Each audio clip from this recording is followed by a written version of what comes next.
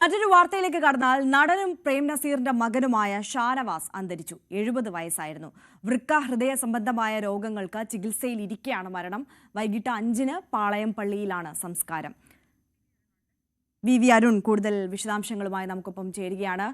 അരുൺ, വിശദാംശങ്ങൾ.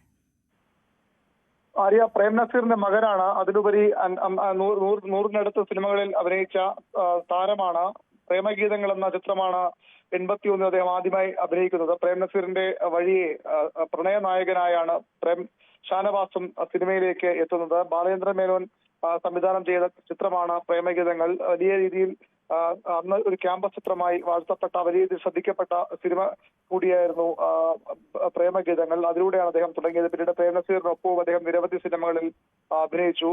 മഴനിലാവ്, മണിയറ, നീലഗിരി തുടങ്ങിയ ചിത്രം പോലുള്ള വളരെ ജനപ്രിയമായ സിനിമകളിലും അദ്ദേഹത്തിന്റെ സാന്നിധ്യം ഉണ്ടായിരുന്നു. ചിലതിലൊക്കെ അദ്ദേഹം പ്രതിനായക വേഷവും അണിഞ്ഞു.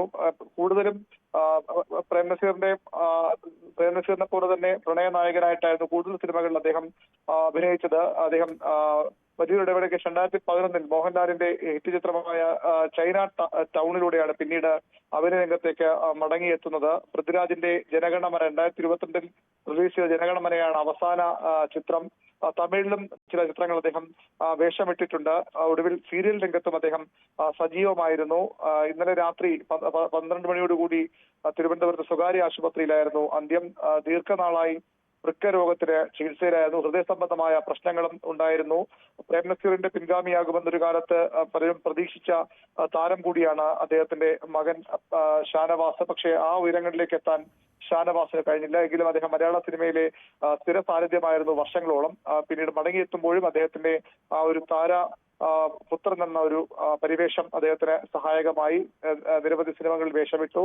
അദ്ദേഹം ഇന്നലെ തിരുവനന്തപുരത്താണ് സ്ഥിരതാമസം. കഴിഞ്ഞ കുറെ നാളുകളായി. അദ്ദേഹം ഇന്നലെ രാത്രി അന്തരിച്ചു. 9 മണി മുതൽ അദ്ദേഹത്തിന്റെ